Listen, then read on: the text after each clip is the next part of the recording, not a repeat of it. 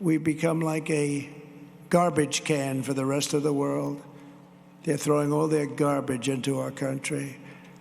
And we're not taking it, and they know we're not taking it. They don't want me to win this election, that I can tell you, because we live with these people and we'll get killed by these people.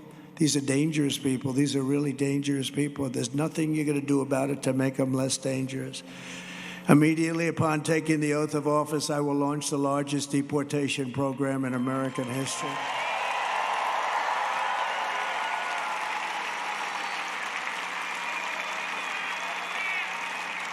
And I will rescue every town across America that's been invaded and conquered. They've been conquered. These towns have been conquered. And we will put these vicious and bloodthirsty criminals in jail, or we'll kick them the hell out of our country and fast. And to expedite removals of Tren de Aragua and other savage groups and gangs like MS-13, one of the most violent gangs in the world.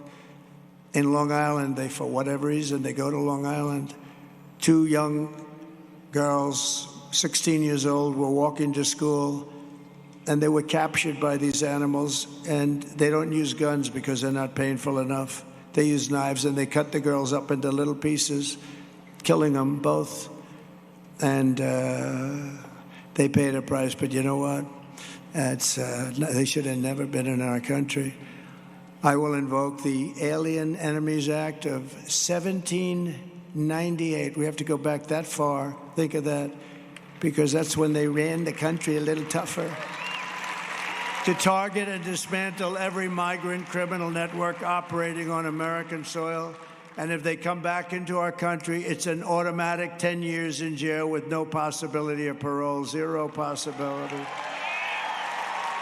And I'm hereby calling for the death penalty for any migrant that kills an American citizen or a law enforcement officer.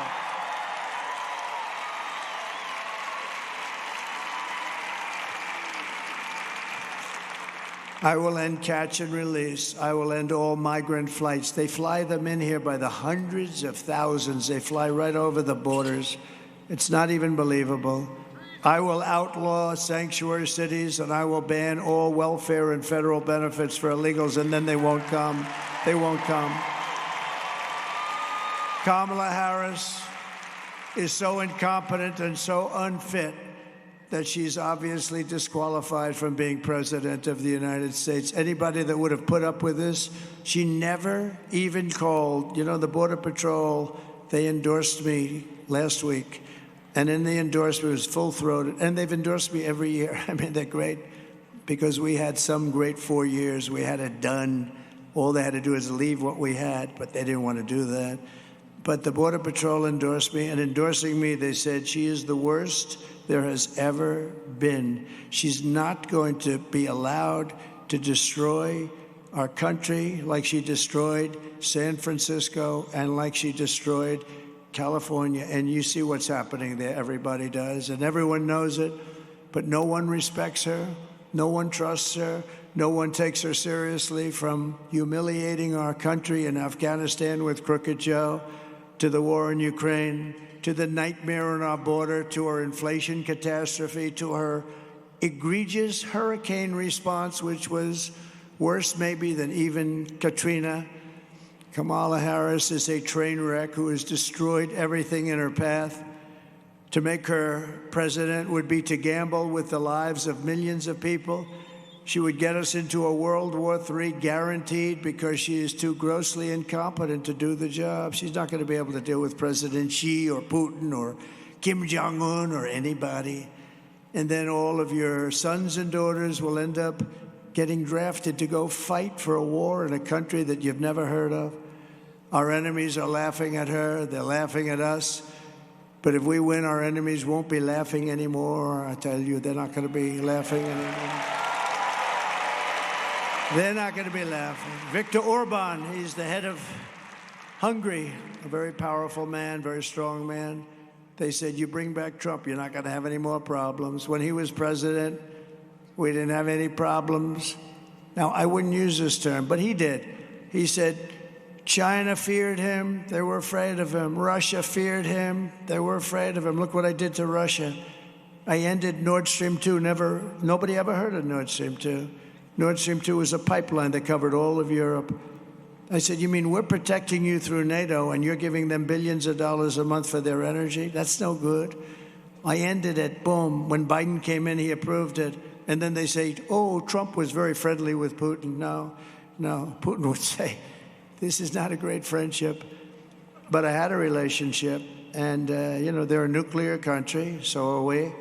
And I'm going to get that war settled because millions of people are being killed. Far more people are being killed in that war than you think. October 7th would have never happened with Israel. Think of it. All those people would be alive. October 7th, it was a carnage. If we win, America will be feared and respected again. But we're not just running against Kamala. She means nothing, actually. She's purely a vessel. Has to be, right? You saw her on the town hall the other night with Allison Cooper. Did you see? This is Allison Cooper of CNN. No, Allison interviewed her. She couldn't answer a question. She was terrible. We can't have that running our country. She can't put two sentences together, just like we were not running against crooked Joe Biden. We weren't running against Biden. We're running against something far bigger and more powerful than them. They took his job away. They walked into his office and they just said, you're not going to be president anymore. He went through the system. And I guess I'll use their term. They were a threat to democracy, right? They took his president. They said, you're out. How about that? Crazy Nancy and a few people, they just said, you're out. But it's a big machine, which is a massive, vicious, crooked, radical left group of people that runs today's Democrat Party. They're vicious, they're smart, they're way left, they're communist, probably. Remember I said we will never be a socialist country, right? Remember? Because I like to say I was right about everything. I was right. We skipped socialism. We went down to communism, right? I think that's, oh, he's saying it. The man down here is saying it. But this is the real group that we're fighting. We're fighting a group of, like an amorphous group of people that seem to be invisible, but they're not invisible. These are the people who are doing such harm to our country with their open borders policies, record-setting inflation, the Green News scam for $93 trillion.